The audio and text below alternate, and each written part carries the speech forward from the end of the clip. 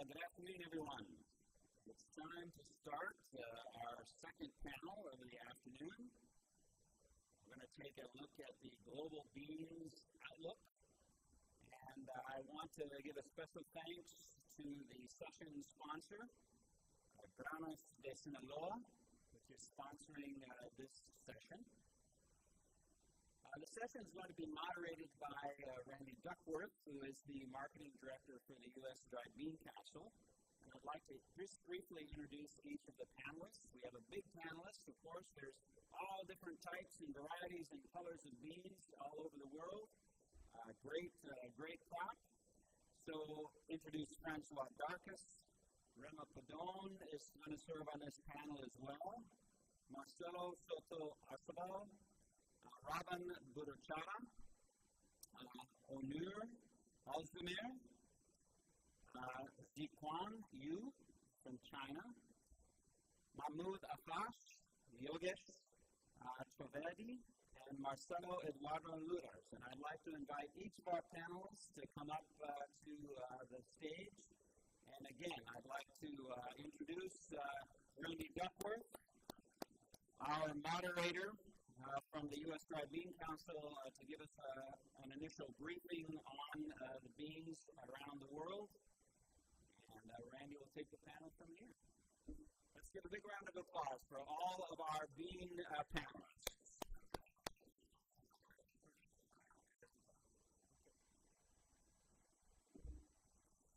Thank you, Tim. As Tim said, my name is Randy Duckworth. For those of you who speak Spanish, Ato Valioso. If I could get my presentation up here, that would be great. Oh, I have it up here. Gosh. I guess that's what that monitor in front of me is for. So I'm with the U.S. Dried Bean Council. It's a great pleasure to be here in Turkey today. Turkey, I don't know how many of you know it. Of course, if you're from Turkey, you do, but they're actually famous for their soap operas, right? Exported all around the world and translated into other languages. In the United States, we also have our own soap opera. I call it the asylum, right? It's our current political situation in the United States. It's pretty crazy. It's really quite the soap opera. But that's not why I'm here today. I'm here to talk about beans. My aim today is to provide a global overview of beans in the bean sector. I'm going to look to our panelists for comments. We'll provide some questions to them, and we're also going to have a few presentations. We have 10 people here, so we'd never get out of here if everybody gets a presentation, but we are going to have 3 of our other panelists provide a short presentation, 2 of them verbally. Okay. So let's take a look first at North America, right? So when I was putting together the North America panel, I called my friend Gordon Bacon. I said, do you have a good map of North America that I can use here to show? And this is the map that he gave me. They have a little different definition of North America and Canada. Let's look first at the U.S. and Canada supply of black beans. I put this up here intentionally first because I think it's one of the most interesting areas for beans this year. And Marcelo is going to go into a little more, Marcelo Luders and the other Marcelo, the twin Marcelos, are going to go into a little more detail about this later. But the black bean situation in the U.S. and Canada is essentially, we're down from the prior year. We have some pretty decent carryover, but farmers don't have a great interest in planting. Certainly is not as much as they did the year before. This is what the situation looks like. These are all from 2000 to 2016, so you get a general sense of what the trend is like. Here in blue is the carryover numbers for black beans over the years. So if you look at it just simply looking across, it seems like we have a pretty good supply, but I think as you look at what the situation is in South America, Cuba, Venezuela, black bean consuming countries, it's maybe not as high as you might have thought once. This is the leader of Canada. I just wanted to, as long as we're talking a little bit about politics and politicians, I thought maybe Mr. Trudeau and Mr. Putin might go on an outing together, hunt some tigers or something. U.S. and Canada cranberries, we're down versus 2015. We do have some significant carryover, but I would say overall supplies are pretty much in equilibrium with demand right now. Here's how the cranberry situation looks. We've had some pretty strong demand out of South Africa, Colombia, some other markets for cranberries this year due to droughts caused by El Nino. This is the U.S. U.S. and Canada dark red kidney bean situation. Sales maybe not quite as strong as they've been in the past couple of years, but certainly they've done a pretty good job of working through those inventories. And again, here's what the supply situation looks like. A pretty reasonable carryover situation, I would say, overall for dark red kidneys in the U.S. and in Canada. U.S. and Canada are great northern beans. Plantings are going to be down fairly significantly this year due to weak demand in the generally weak demand in the white bean sector. We're looking at starting off with supplies around 65,000 in North America, I think, to start off the 2016 year. Again, this is a comparison kind of to the past couple of years, so a fairly strong carryover on Great Northern beans. The Donald wants to make America great again. Jesus Garcia sent me his own hat. Make America Mexico again. And not to be outdone, Andrew Jacobs sent me his hat. So let's look at light red kidney beans here quick. Light red kidney beans have been probably one of the weaker beans in terms of sales this year. We have some pretty good inventories going into the next year, but I think we're going to work through those. We're looking at overall supplies of about 60,000 tons going into 2016. Again, this is what the total supply situation looks like in comparison to prior years. Looking at navy beans now, I would have said starting the year that we were going to have huge carryovers going into the next year, but they actually look okay. I would say we've had some movement here towards the end of the year that has moved some of those maybe excess inventory. So we're looking at total supplies going into next year. I think a pretty reasonable number of about 267,000 tons for the U.S. and Canada. That's my estimate anyway, and here's how that compares to the prior year.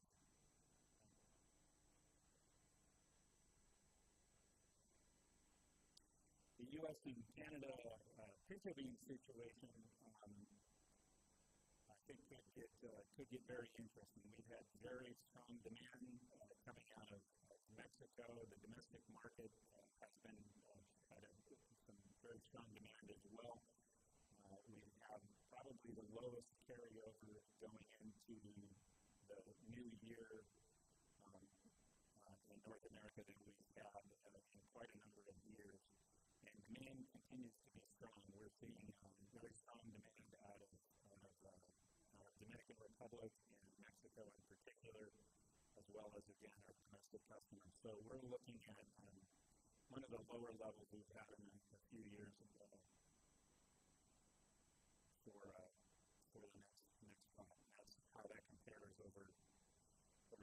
in the past 5 years. Again, I think one of the things that could have an impact on this is the situation in Mexico, the situation in Brazil. I think it's entirely possible that we could see some increased movement on pinto beans going in. And I really think this pinto bean number is as high as it's possibly going to be. There was a lot of growers that I think were switching to soybeans towards the end of, we're still planting in the U.S. Soybeans were pretty irresistible to a lot of farmers, so it might not even be this high. The U.S. and Canada small red bean situation, this is probably one of the highest carryover numbers we've seen in a long time. As a result, prices haven't been what the growers have wanted to see, and plantings are going to be quite a bit lower, I think, next year as a result.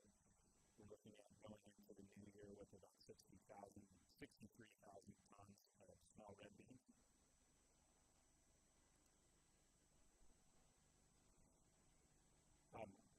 Highest starting inventories we've had in quite a while. Yogi Berra, famous baseball player from the United States, who was known for some of the interesting quotes, once said, "It is difficult to make predictions, especially about the future." One of my predictions for the future, of course, is that we're going to have a zombie apocalypse. And if you watch television at all, about half the time the zombie apocalypse starts in China. So that'll be the next market that we talk about here is China. The situation in China, I think, this year is very, very complicated. You talk to 100 different people there, and I think you'll get 100 different answers as to what the bean sector is going to look like this next year. I gathered a few people here that I respect and some that I don't. Just kidding. To talk about the China situation next year, and we reached maybe some sort of consensus as to what we think we're going to see next year, although there was certainly disagreement. But one of the reasons that the China situation has gotten so complicated is for a number of years, China has had a support price for corn. And this year, they eliminated the support price for corn. So not only do they have this big, huge inventories of corn, but now the farmers in China essentially have to compete with the world market on corn prices. And as you look up here, you can see that gap was quite significant, very significant before, and that gap is going to continue to narrow. But the bottom line is that there is definitely a decreased interest in growing corn in China on the part of farmers. Certainly, some of that has been offset by an increased interest in growing soybeans during this coming year. The challenge, I think, for the industry has been that exports have been quite low over the past couple of years. Chinese farmers have had a lot of beans literally at the farm that they haven't been able to move over the past couple of years. 2014 and 2015 inventories that still are unmoved, right? And so if you look here, this bright green color is actual exports, and then, an export estimate actually for 2015. The lowest level in a long, long time, actually. I don't remember a lower level of exports. And 2016 has basically gotten off to a low start as well. I think farmers have been pretty unhappy. There's recently been some movement, or talk of movement, particularly of black beans. Cuba has purchased a fair number of black beans here recently. There has, I think, been some increased buying from Brazil, which basically has only bought very minor quantities of black beans from China over the past couple of years. But again, Marcelo will talk a little bit more about that black bean situation and what the likely implications are. The bottom line is it's complicated.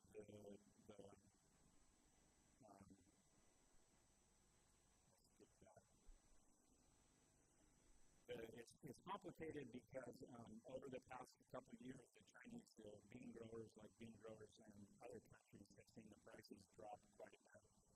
And the farmers, they're very frequently don't have good information maybe as they do in some other markets about what's happening internationally. So even though there might be some strong recent movement in black beans, the farmers might not really make the connection that there's good potential right now in black bean markets. So the prices have been quite low, and people haven't been very happy about their level of sales and inventories. And so what is that going to mean? Well, I think ultimately they're probably going to plant some more beans this year, but not a lot more. Where you see, you actually see, I think, a decrease. We're predicting about 40,000 tons of dark red kidney beans, which is quite a bit lower than the past couple of years. Again, a drop in white beans to about 40,000 tons, which is less than half of what it was just a couple of years ago. That's due in part to some problems they had with disease in the white beans. Light speckled kidney beans are a little bit more promising, even though prices weren't really high this year. The crop was basically sold primarily to India, also to South Africa. And so there's likely going to be, I think, more interest in light speckled kidney beans amongst the Chinese farmers, because at least they sold what they had. Black beans, again, are a little more difficult to assess. The group I was in felt like 100,000 was a good number. As the moderator of this panel, I'll go ahead and kind of dispute that number. I think it's more likely to be about 60,000 tons, but we'll see. It really boils down to how much the change in corn situation affects beans. But corn and soy are not the only crops that these farmers can grow, so it's quite a complicated situation in China. Donald Trump, just a couple days ago, Donald Trump was leading Hillary in one of the test polls that they did, so Hillary decided to change her hairdo, maybe appeal to more voters out there. And not to be outdone, Donald did the same thing, trying to appeal to the animal lovers, I guess. And of course, Christina Kirchner thought that was very funny. So that's our segue into Argentina. Argentina planted well above historical levels this year, over 400,000 hectares. And I think that was primarily due to the fact that there really weren't great options out there. At the time that they were planting, soybean prices were low, corn prices were low, basically everything was low. And a lot of the bean farmers just didn't have any good alternatives out there. So for the second year in a row, we've seen very high planting numbers for Argentina, even though the bean prices have been quite low, and the farmers essentially are not making money. So this is my estimate. Spoke with a couple of the Argentine exporters here at this meeting, and we've come up with some, I think, probably pretty good guesstimates at this point as to what the crop size is likely to be. We're looking at about 150,000 tons of black beans, and about 20,000 tons of carryover. But one of the things about the carryover this year in Argentina is there was a lot of problems with the crop last year. Rains at the end of the season, so there was wrinkling and staging, and there were issues with that carryover. So the crop isn't harvested yet, but it will be soon. We're looking at an estimate of 173,000 for black beans. Alluvia beans, the estimate is about 107,000 plus 15,000 in carryover for a total of 122,100. The color beans, the color beans are really harder to estimate because they're in terms of Argentina, where there's giant farms, they're not big. So our estimate is about 13,770 tons of production of cranberry beans with very, very minimal inventories. I think basically, this is a case where the inventory is basically just people holding on to beans that they shouldn't be because the prices were decent. Light red kidney beans and dark red kidney beans, I'm looking at both at about 9,180, with light red kidney beans having a little bit larger carryover for a total supply of 11,180, and dark red kidney beans having a supply of 10,180. Mung beans were one of the big stories in Argentina this year. There was a big increase in production. They were estimated, depends on who you talk to, but about 45,000 hectares planted in Argentina this year, although yields have taken fairly large hits across all the varieties in Argentina. So for the third year of 4 years, Argentina has been hit by some very harsh weather conditions. So this year, after planting, we saw conditions that were too dry, drought in some of the areas affected things, and then there was too much rain shortly after that, a flowering time that affected some of the plants, and then some other areas got hit by freezing weather. So it was really quite an array of weather conditions that hit Argentina this year. But overall, I think probably dropped production levels by about 30% so far. Some of that is just simply not going to be recoverable because we didn't have the pod formations of the seed count. But the quality of the crop, I'm told, looks quite good so far, so just a reduction in size. So overall, about 360,000 tons in Argentina. And this is how that looks.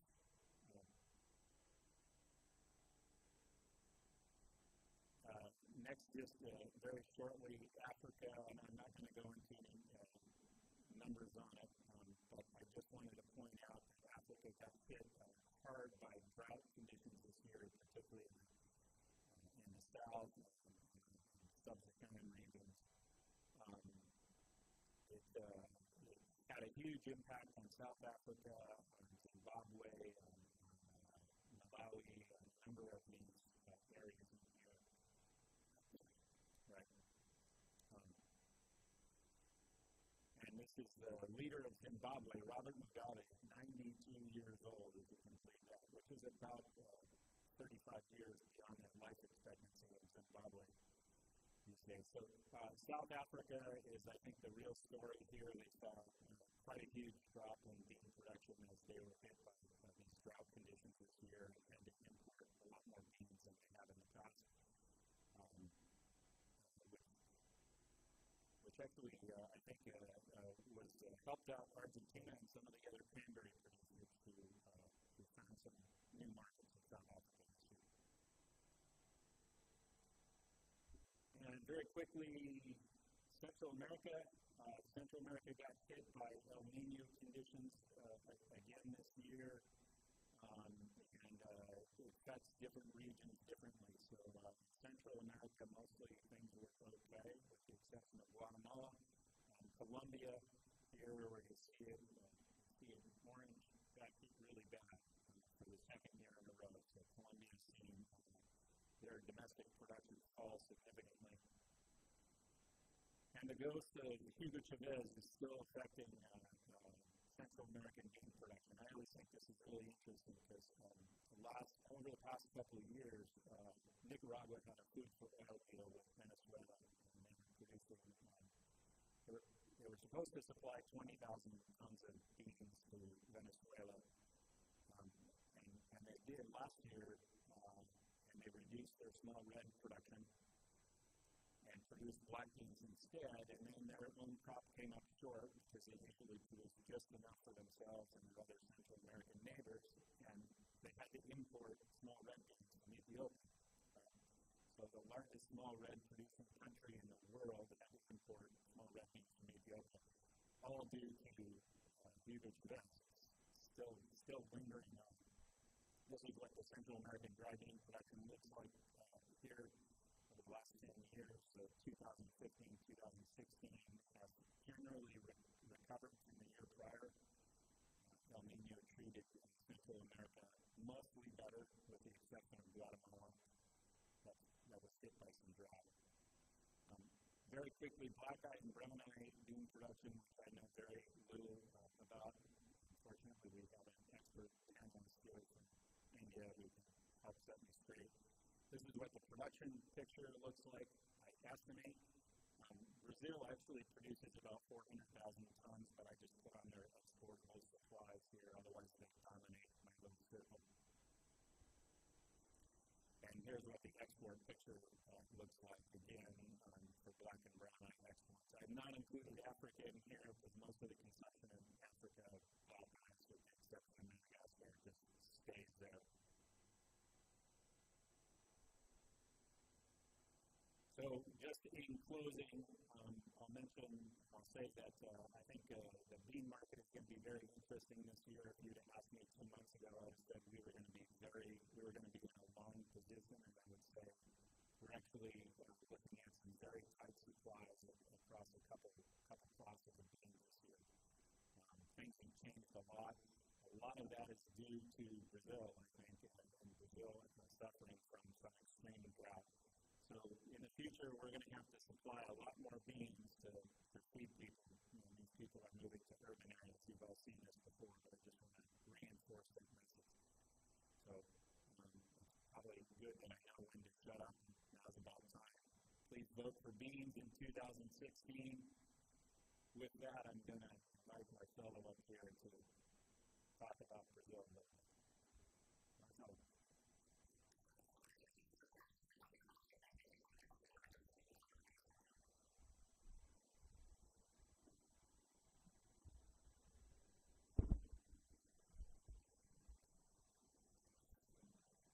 Dear colleagues, I would like to start by saying thank you for this invitation. It's a great honor for me to talk about Brazilian pulses. We in Brazil recognize Global Pulse Confederation, this legitimate organization that represents sectors around the world. I would like to show you some details about how the dry market beans in production and market works in Brazil, and how is this year. In the first slide, I try to show for you the total area that we use in beans. We know the soybeans area and the corn area increase every year. And, unfortunately, the area that the growers use to feed dry beans less every year. Here we can see how developed this last year, from 2005 until now, this current year. What happened there? The area is less 27% now when you compare the past years. But yields per hectare increased around 31%. This is good news for us because we use a lot beans in this. Here we can see the total import in the last 5 years. We can see some opportunities in Brazil appear in the market, buy a lot, but we depend on some factors, and I will show for you during this quickly presentation. Mr. Randy talked about the quantity that Brazil exported last year in Uruguay was a record. We work a lot in Brazil to get this, and this interesting because we have sometimes more brown beans to export, and same year we need to import black beans. And we would like to import other beans too, but we never get until now. It's rare we get this possibility to import other beans like speckled beans, cranberry beans to supply and when we have less offer in carioca beans. Here we have one idea what can happen this year in Brazil. We had one estimative in January. The total crop was 3,082,000 metric tons. But after some troubles, in May, we have one estimative. It's not so good for us. 2,247,000, the total crop or offer during this year in Brazil. The government estimated the consumption is around 2,350,000 metric tons. This 15% is black beans, 18% is brown or beans, and 67% is carioca beans.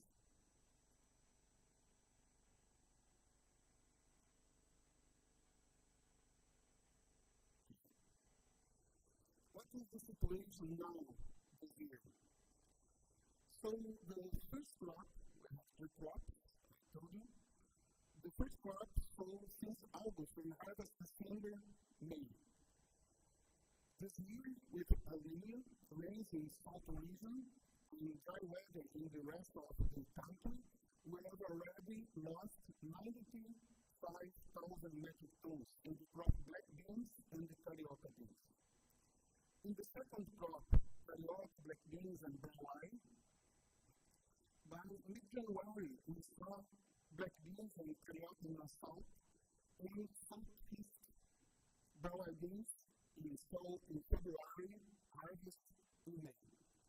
El Niño continues with the same effect, and we have lost small yields in the brown wine, losing driest weather conditions are still an issue to be solved. Consequently, we lost more than 140,000 metric tons in carioca beans, black beans, and brown wine. Now, the carioca beans price is around 1,300 in the domestic market. It's too high.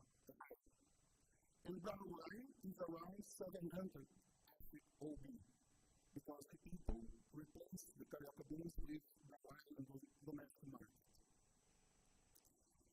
Here you can see one land, one field, in Mato Grosso, 1 month ago. The expectative on this time was very good. But last week, this is the real situation. Or this grower will lose around 60% in the fields and brown beans there. This is a big problem in Brazil because our country needs every year supply in carioca beans. And we don't have, I told for you, we don't have the suppliers around the world. Maybe we can increase more pinto beans in other countries and offer to our customers because it's a similar. This is a good challenge to the future because Brazil can offer more brown beans if possible, but this is the situation. We will need the beans similar as carioca beans. Then, all these weather troubles put the Brazilian bean imports are looking for offers from the Argentina and China. About the quantity, it is impossible to predict yet because we are living in one sensible economic situation. Randy, we would like to make Brazil Portugal again. Maybe. Last 3 months, for example, with the president impeachment and the new president, it has been affected the exchange. Nowadays, we have the high level interest rate, more unemployment, and finally the purchasing power is less every month. Then, to import from China depends then these topics. The final number from Argentina that Argentina will offer for us in black beans. The duty in Brazil is 10% when we receive from China.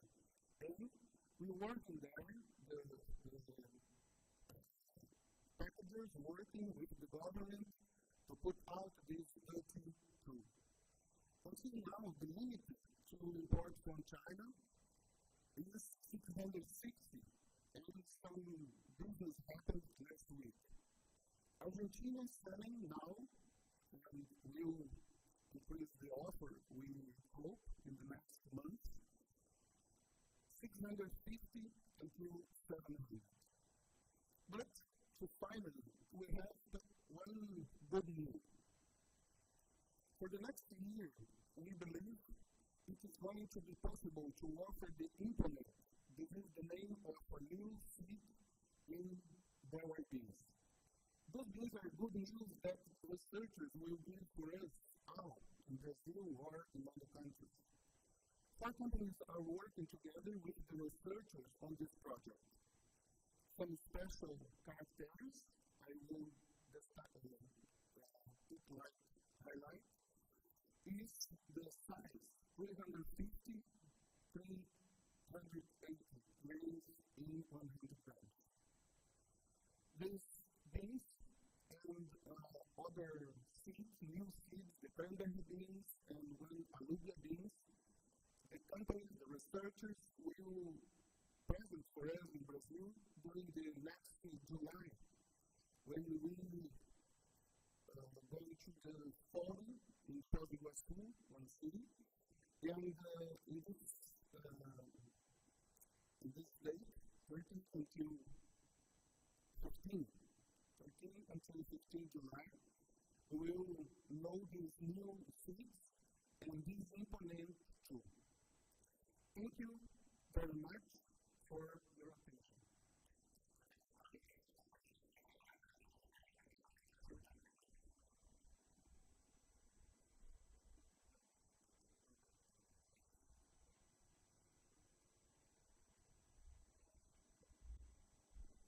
Okay, next I'm going to welcome Mahmoud to talk a little bit about Egypt and set us straight.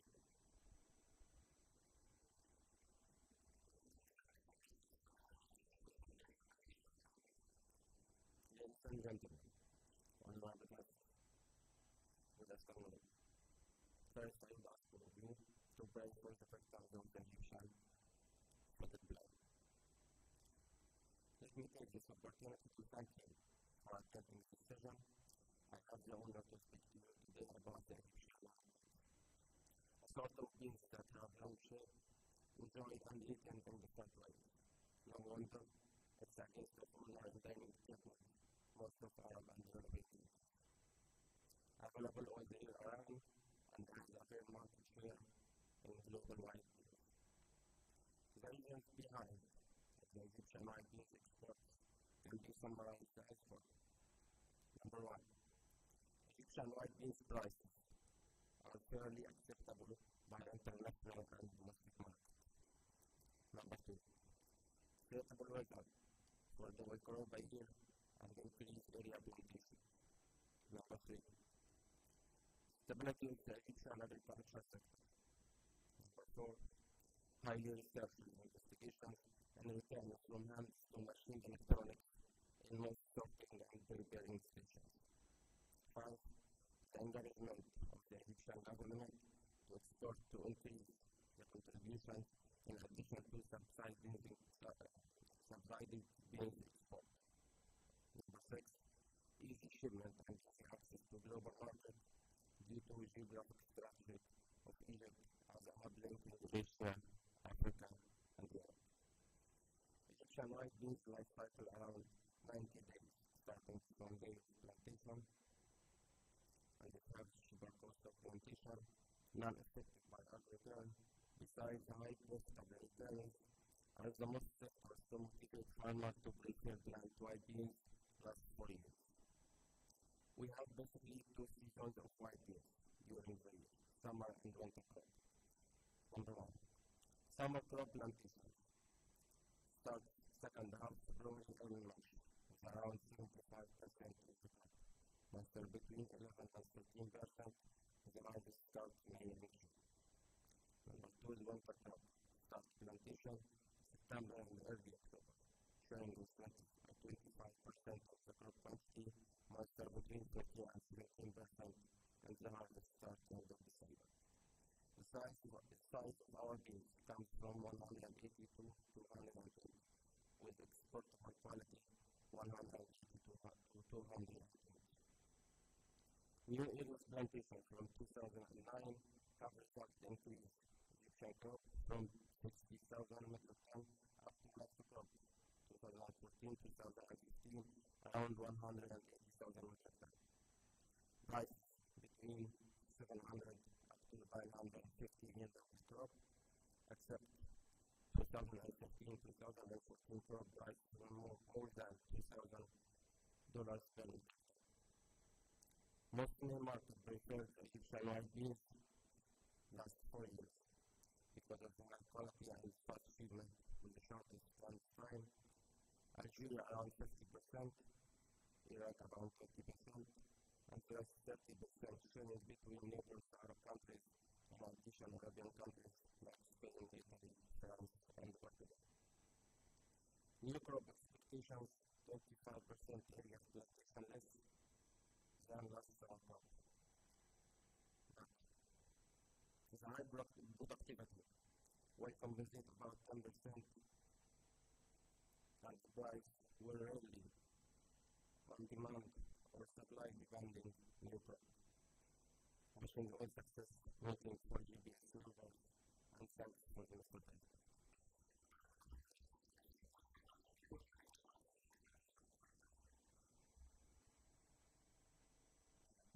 Next, we'll have Robin give a brief presentation on the situation in Africa.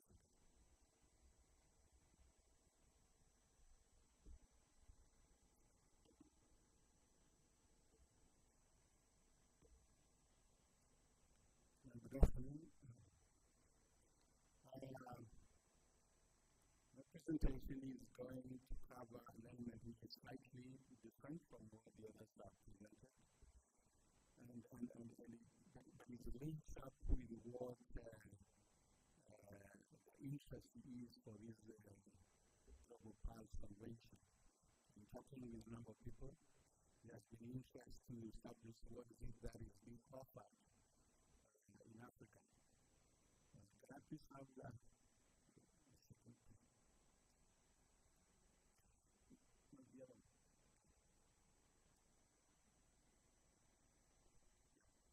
Thank you. Now, I come from a research institution, but which facilitates the partnership on bean research in the continent.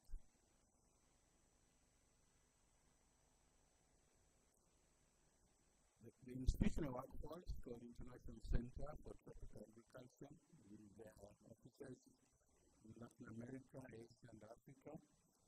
But efforts in Africa, one of the efforts that it supports is in research and the partnership. Now, the partnership that I talk about is called Pan-African Bean Research Alliance, which is basically research and development involving a number of partners from production to markets, covering a number of countries. And here you see a number of countries, particularly in East Africa, where much of our efforts and activity and bean production is based. Now, because of this large area, we are not talking about country, we work in sub-regions because of the environment and economic region. Now, the Eastern, Central Africa, and Southern Africa are really the key areas that the dry beans that we work with are concentrated in. Now, the objective of why we work on beans is clearly defined, and I don't want to repeat that. More nutrition, food security, income, and natural resource. I really want to focus on an area that links with the subject of this forum, the markets.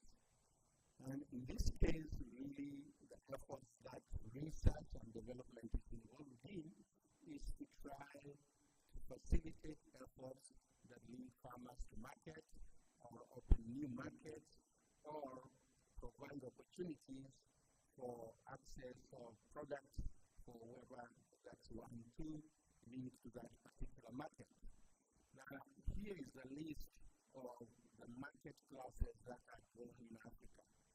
And from there, we just had a few types, black, red kidney beans. I can assure you the range is very broad. And the types of beans grown even in one country is fairly broad. We have a range from red, the red mottle, the white, the blacks. All those are grown, but found in particular countries and are of importance in that country and offer some market opportunities in those countries. But some of the blacks are found in Mozambique and in some other areas where they offer market opportunities. Here is an example of the types that are grown. For example, we have the red mottles, which are marketed regionally. We have the white navy types, which are marketed regionally, but also exported out of the continent. And there may be presentation of our coast to really highlight that. And we have the different types which are both marketed regionally. So the marketing of these products is both regionally and out of the continent. But what we see, there is much more trade within, and as the moderator mentioned, there is even importation to areas like South Africa and other parts of the region because of insufficiency of particular types which are preferred in those countries. But the other efforts that are being made is really developing products, the value-added products, which are also either marketed regionally or outside. We have the canned beans, we have some dry beans, and we have some of the cooked beans, which are meant to cook within a very short period, but these are relatively new products, and which seem to have potential for marketing in the region. The other issue, as you know, the subcontinent in Africa, quite a lot of production is done by small-scale farmers. Because of that, the efforts to really have large-scale being available requires some arrangements and organization. And what we see here is that much of it is marketed in this fashion, but the idea is to have the marketing done in this, and because of this, some of the efforts being done is to explore how can this be done so that we can have farmers take advantage of opportunities of markets outside within the region, but also outside. There's a lot of interest for beans from a number of countries, from India, for example, in other areas, to Europe. But how do we facilitate this? And we have examples how this has worked. So the approach we are focusing on is what's called bean market corridors. The corridors of an area where investment, or in terms of production, in terms of organization of farmers, and in terms of linking private sector or traders to be able to work in a coordinated fashion to support marketing and also drive or pull production and other services. This particular example is how we see it, where we have the private sector playing a big role, and also the pool to the other aspects of supporting both research, production, and marketing. Now, in this particular case, we are having the pool here, but linking up the seed producers and the other services being provided, and also the consumers who have an interest to access and buy some of these products. Now, because of this, we have kind of mapped a number of market corridors in the region, some involving a number of countries or within countries. And this is where we already see flows of beans either regionally or getting out. And it's in these market corridors that we are working with several partners, both research, development, and private sector, to facilitate efforts on how to enhance productivity and also facilitate and support markets. And here, an example is in East Africa, where we see how bean flow does take place, and in the types which are being grown both informally and formally, and this provides opportunities for marketing, and also those of you here interest to determine where to consider accessing their products in the future. When we see the benefits of this, really concentrating effort, and where investment can be done both by nationally and sub-regionally institutions to support this. We see players, private sector, particularly traders, who have an interest in having particular specific interest to support, and we can believe some of of us here interested in accessing those products and link with and access the products. This effort is done in partnership, and increasingly the engagement of the private sector is increasing, and particularly traders. We have some that can be linked up with you in facilitating either regionally or possibly export some of these products from the region. Thank you very much.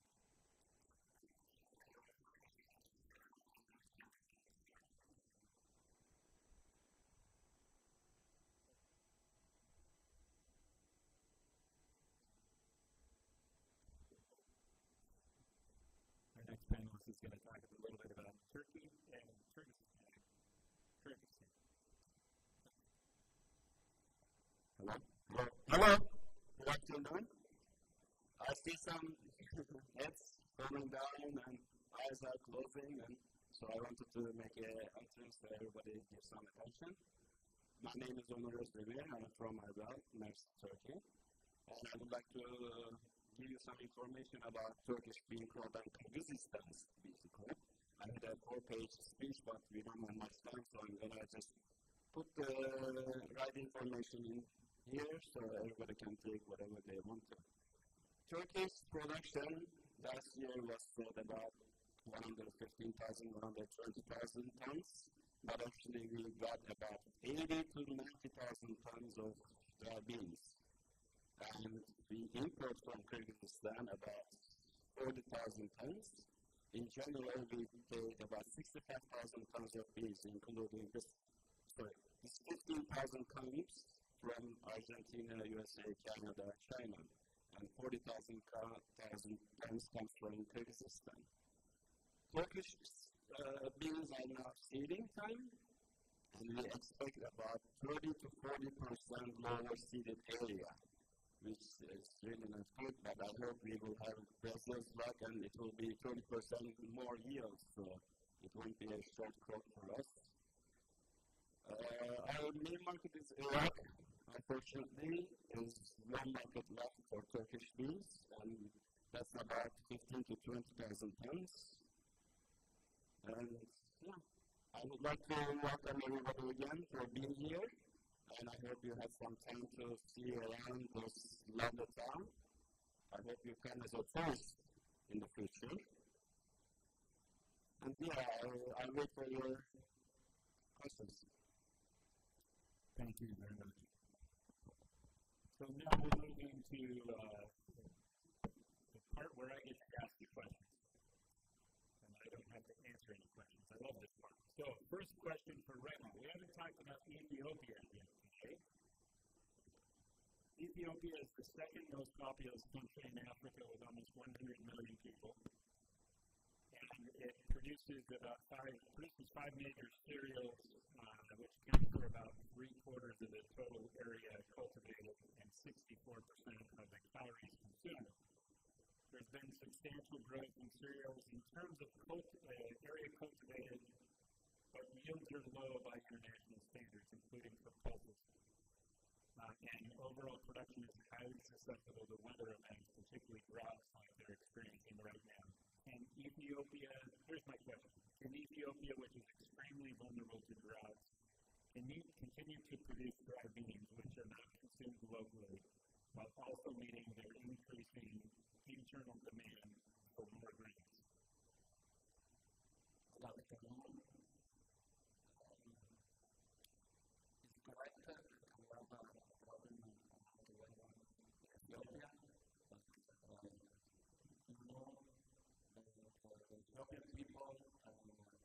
Ethiopian people, they don't eat beans. So, and to be honest, Ethiopia founded an island farmers that produce beans for export. So, in any case,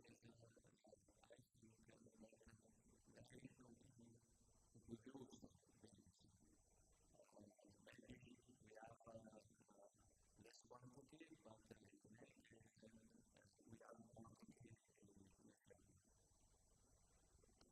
Thank you very much.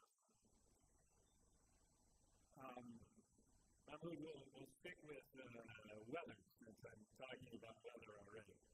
So, with the rapid population increases and the rapid economic development in the countries in the Nile Basin, we're seeing more environmental issues and basically decreasing water availability for Egypt. With the competing demands of a growing population and its neighbors for these water resources, can Egypt maintain its strong position as a supplier of alluvial beans to Europe and Northern Africa?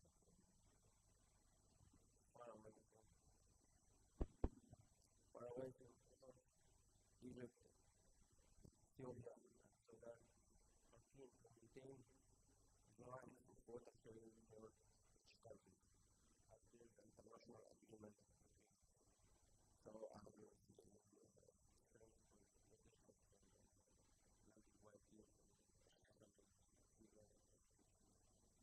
Okay. Thank you very much. Marcelo, number 2, Argentina.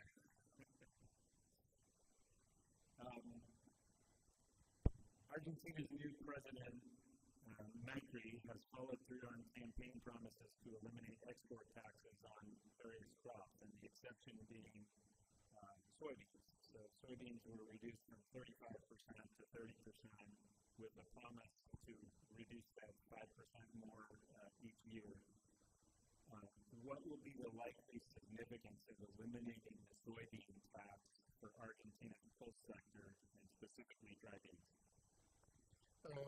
Well, it's in fact, when you reduce the export tax, it affect the income of the farmer, because when we produce dry beans, we are also allowed to produce soybeans, so they compete each other.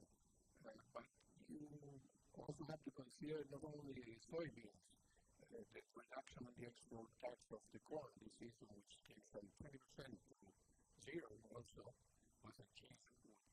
The farmers were allowed to switch to corn, and if you take the members of the area sown with corn this season in the north of Argentina, where we grow the dry beans, is really very important. Also, in the next years, the decrease in the soybeans, 5% per year, also will give to the farmers the opportunity to switch to soybean. That all depends on the international market price. So it's something that we have to take into consideration. Even we are involved in our company and the drive teams, we also do core outside events. Okay, great, thank you. Next, our panelists from China, I'm going to ask for your opinion on the situation in China and the numbers we saw today. I'm so honored to be here today. And 2016 is a very important and fluctuating year for China agricultural production. Here, I would like to talk about the marine structure adjustment at first. It has brought an immediate effect on the East, although the topics are common. One headword appears frequently in China this year. It is called the reform of supply side. It means to adjust the structure and balance between the production of different varieties. For example, supply of soybeans is inadequate, and the banks for corn, it is a very large scope, much overall supply. Northeast is a key production area in China, used to grow soybean activities mainly. But recently here, it was shifted to corn, a practically proportion with the government long-term policies and a temperature reform program. According to the statistics, by the end of 2015, the total corn stock was 162 million metric tons, which was 85% of global stock. So the Chinese government has to do reform on the agricultural supply side to adjust planting structure and add corn subsidy model, which applied and developed over the past decade. Now, corn production will target to increase 5 million hectares till 2030. The actual result for the first year from 2015 will be figured out according to the farmer's need and the weather conditions. Here can comment how important farmers how policies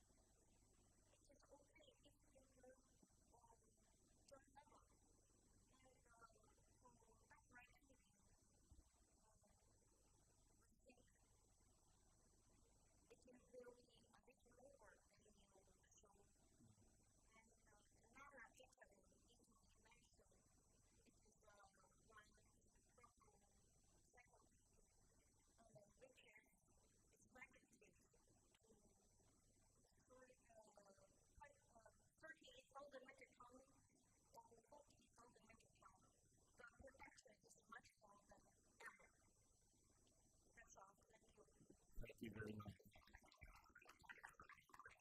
So my next question is for Francois. Egypt, which has been traditionally the largest fava bean importing country, they've experienced a more than 40% drop in tourist arrivals, and the Egyptian dollar has dropped 35% against the U.S. dollar, and foreign reserves have dropped to about $17 billion, reportedly making imports much more challenging. Do you have a perspective on what's happening in Egypt and how it's affecting the fava bean industry? Yes, it's true that we have just started, I think, to see the effect of that devaluation and the financial difficulties in Egypt just in the last few months. From Australia, we had a very strong start to the export season. I would say since March, it's been a very sharp drop in demand. And what I did when they put the last stocks started to forward, the importers started to pay their bills, goods. So potentially that would affect the market globally because Egypt is, you will know, the main market. From an Australian perspective, we generally export 70% of our crop to Egypt.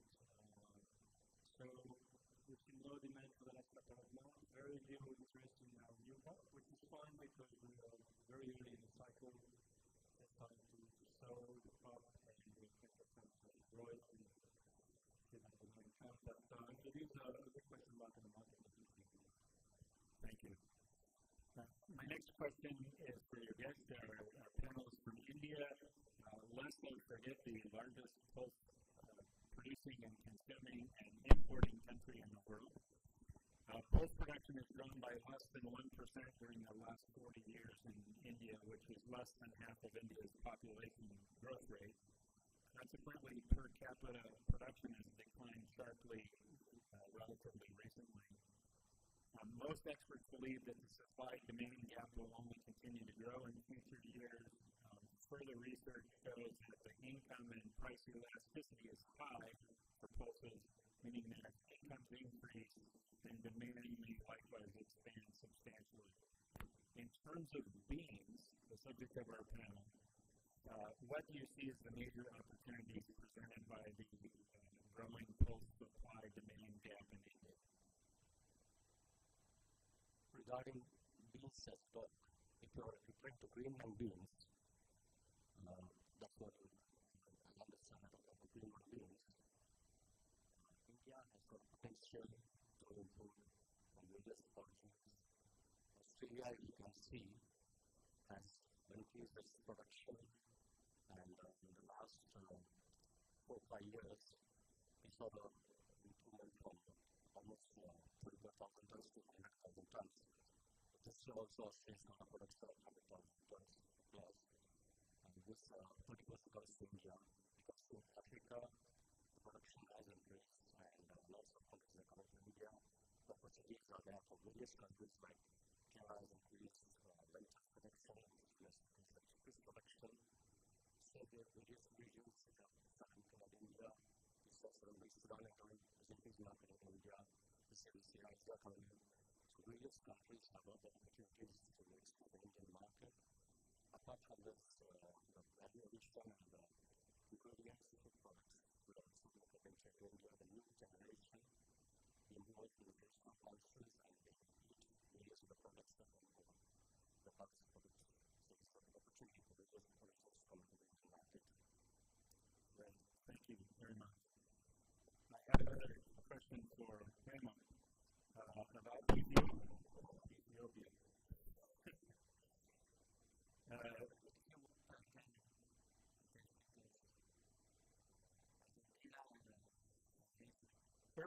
Perfect. So give me your opinion on what Marcelo said. Tell me he's all wrong about the situation with the soybean tax in Argentina. We 100% agree with Marcelo. Number one, because it's my friend. So, but I open with a new way of the new government. They give us support to produce we started to produce alluvium and other kind of beans a long time ago. So, to see to reduce the production in Argentina is actually is not good for our industry. Of course, everybody knows about the last few years. We had some problem about the weather, and of course we are in 2013 no control and many problem about the quality, but in any case we need Argentina with it. So I also like marketing look the situation because I know that Argentina not produce only soya, but produce alubia, black beans, that red, and other kind of beans. Above all because we opened a factory 1 month ago, so if they don't produce beans, we have to close the factory. Okay. In any case, for Egypt, I think that there is no situation that affected the production in Egypt of alluvium because Egypt started to produce alluvium and now the area needs to have alluvium very fast. So if you speak, for example, North Africa or Middle East, they are excellent. It's very important that the production in Egypt. So I think that and then about the water and I start all the Ethiopian. So I don't worry about the water. So I send water in Egypt. And so in any case, I offer both Argentina and Egypt produce alluvium because of course what is important is to have a equilibrium of the quantity because the last year the price was too much low, above all for Argentine farmers. And last year for Argentine farmers we had below the production cost.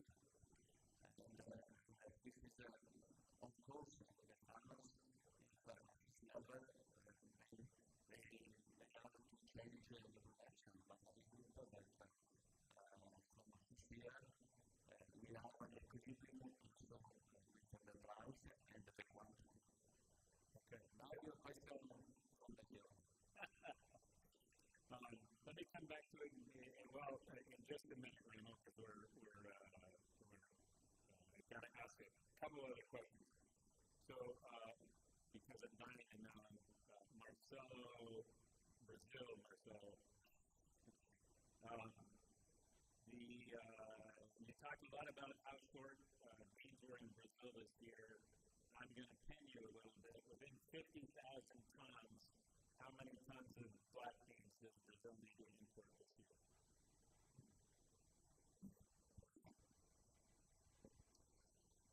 We have one situation totally new in Brazil with the exchange and other things if I put during the presentation. But it's true, without carioca beans, we need more black beans. Something is the people replaced too. Last year we imported around 150,000 tons in total. This part is alluvia, part is cranberry, part is light chocolate. But I believe Brazil will import minimum this quantity, maybe something more. Okay, thank you. Can you just very briefly tell me how the humanitarian refugee situation in the region is affecting the full sector here.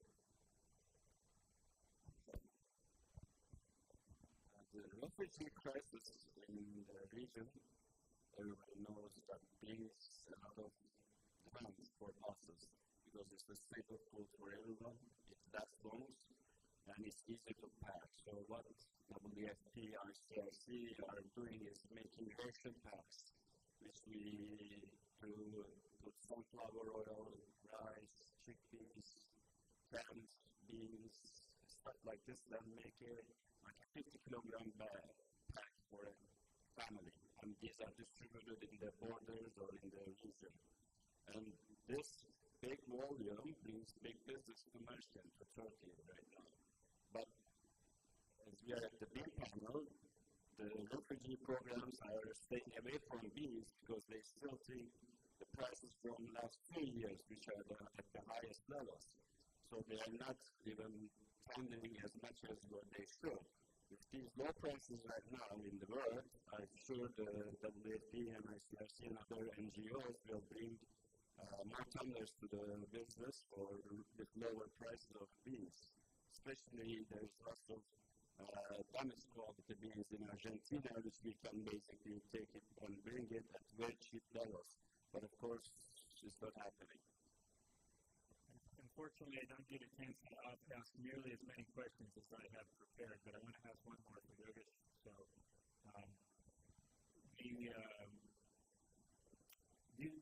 you have any concerns that demand from India and China for mung beans will grow faster than production will increase in terms of the suppliers in Myanmar, Africa, and Argentina?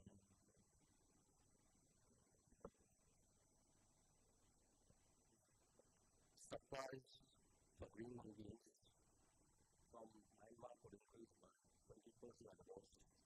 But Africa has a potential to grow in the vast regions there. What we're just talking of the Far East, the East African countries are exporting to India.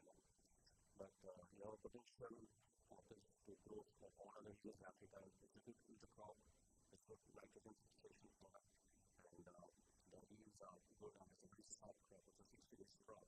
So it can come in from various other regions like Argentina as well as Chile, any other country wherever there's a mixture of other maize and other pulses, it can always use and there's a protection of more maize and marketing from India.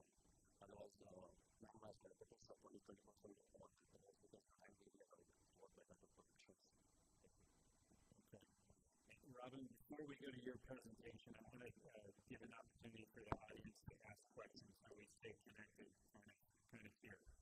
So if we could get maybe a couple of microphones to see our first question.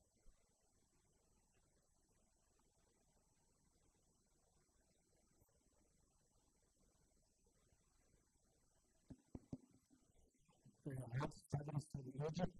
I have some information in the questions for the panel, including your ID.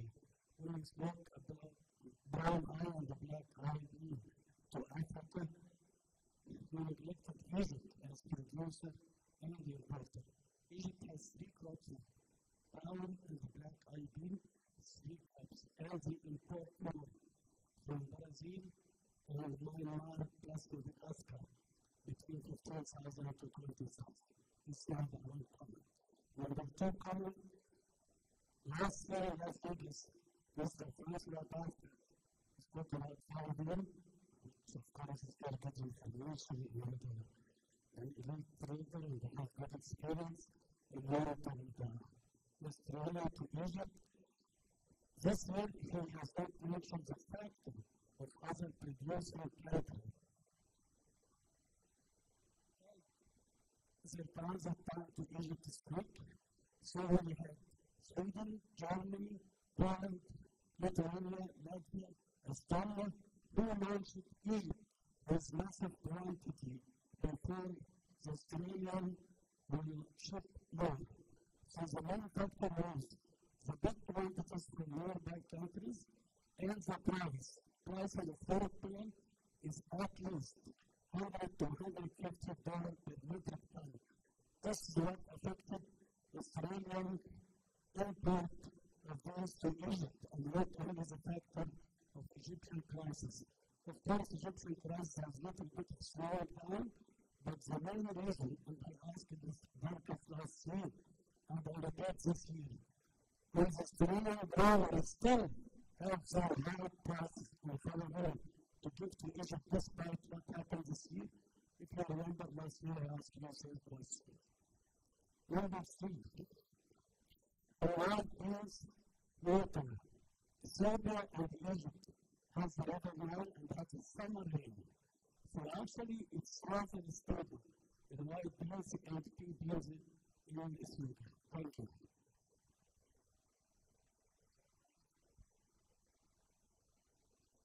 I answer your second point, Adam. Very good point. I think the market collectively was taken by supply by a sort of new supply from Northern Europe, exporting of the Baltic supply. We said we started with some awareness of that supply, but no one was very confident about qualities and quantities. And definitely that's changed. Excuse me, but quality is very good from Lithuania, Estonia, and that's why they received the bills with great pleasure because the price structure started too high. It was the fact it was the price. Lithuania started 290, beer is a big fact. One fact is Doza and Warda, close to the Fiesta size, it's very good watershed. We're going to have to get to the questions.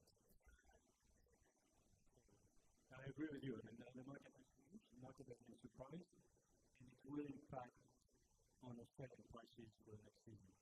And which is probably why the market is actually not pricing anything now for a new crop, because I think buyers in general and traders are waiting to see what's coming out of Europe before they venture into Australian countries.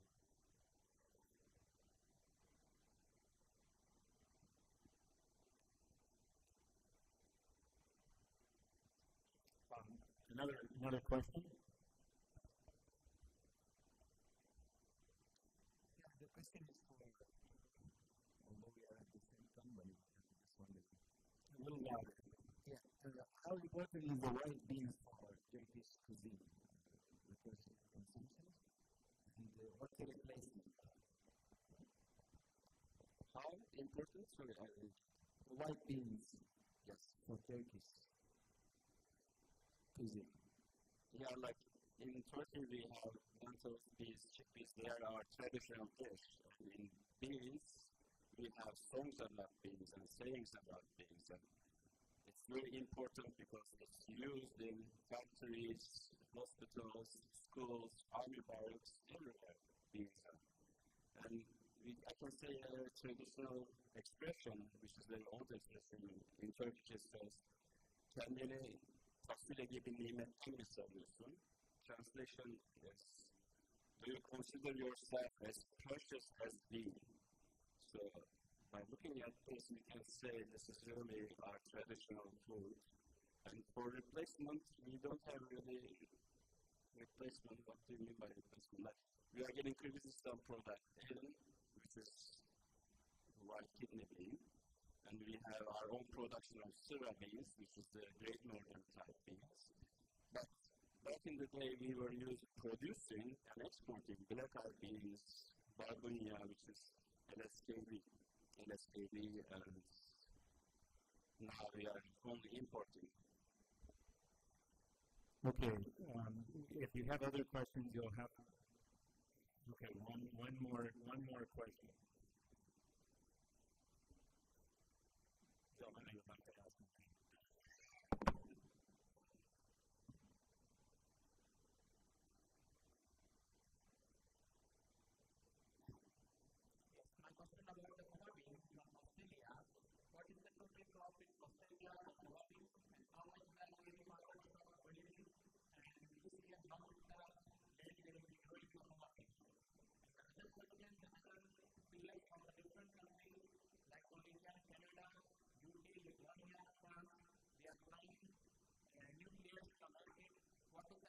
For the Australian coffee.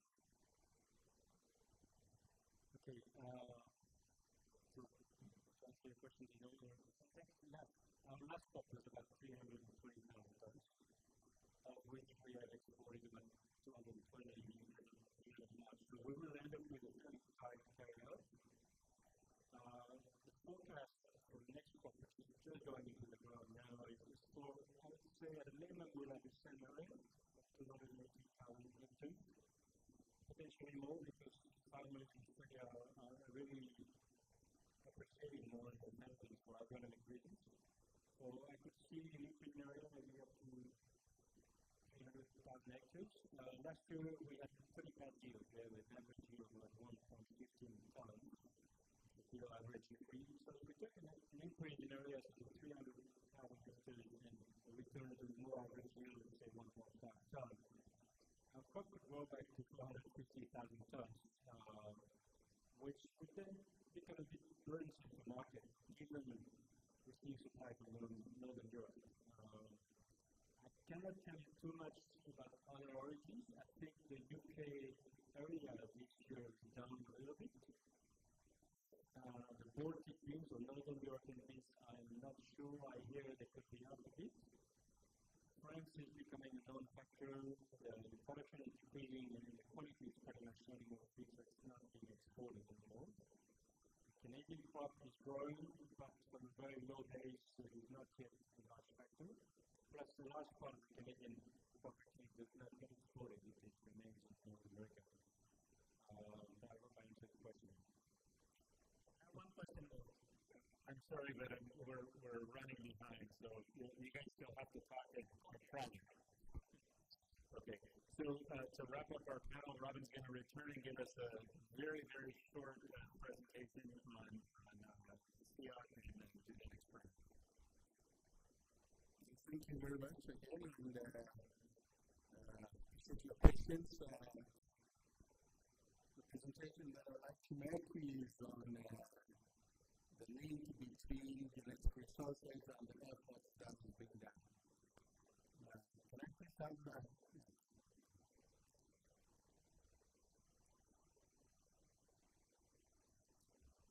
I think in the morning we talked about from yesterday what is the value of what we get out of the pulses, and in this particular case we're talking about beans. We've heard this afternoon talking about the potential effects of climate change, the identification of new opportunities in nutrition about some of the pulses that we have, and we see a similar case in beans. And what we are talking about is that SEAT does have our hosts, the bank, the gene bank of a number of crops, including beans, which are there to explore and obtain some of the traits or the genes which may be useful for commercial purposes, but also may be useful to address some of the future challenges that we have yesterday. In particular, we have three gene banks, one for cassava, and one for beans, and one for forages. Now, as you can see there, the cassava has almost 6,000 accessions, the beans has 37, and the forages has 23,000 accessions. Now, these accessions have been obtained from different countries, but they are quite also diverse.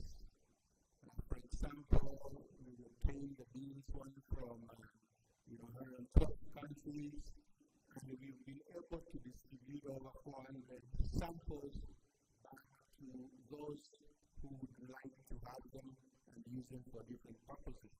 But one of the interesting diversity is a type called the Nunas, which can be chopped back like the maize, and offer diversity. And also we have some types called separate beans which are used for drought. Most of these, the map shows where some of these are originated from. And you see pretty well they come also, these are areas where a number of young plastic also have been shifted to upon the request of the different countries in those environments, which means that that collection has some value, and with the new opportunities and problems, we see them being of use. Why am I, why are we talking about this? And the reason we talk about this is that we have seen that there have been quite a number of users. Obviously, SEAT has been one of the primary users, particularly for beans, to improve germplasm and shade globally. And we have quite a bit of national programs in different countries. We've also seen private sector and NGO access those materials. We're just trying to indicate that now we've had an increasing number of requests over a number of years, and in this year, which coincides with the International Year of Pulses, SEAT has embarked on a process to develop a new gene bank, which will meet the requests and the demands that are met with globally. This will host gene banks for cassava, for beans, and for forages. And all those will be stored in a new kind of state-of-the-art housing and facilities to ensure that these traits, which are very valuable globally, are kept for current and the future use and generations. And the point here is basically to point out that sometimes this awareness and value is not globally recognized, and one of the efforts of this gene bank will be to try to provide information and education and awareness. It will be a setup that can be globally accessed, at least to get value, and those in need, either from the private sector or from the public sector, will be able to access it. Thank you very much.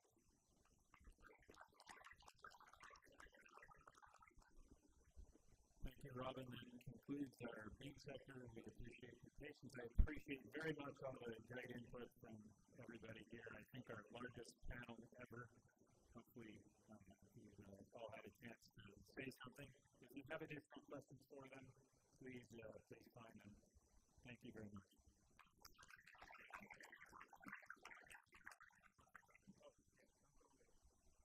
You can go away.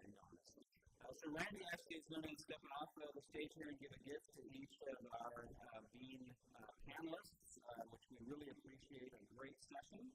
So again, thank you to the panel. I'd like to give one more round of applause for a really great panel on your bean.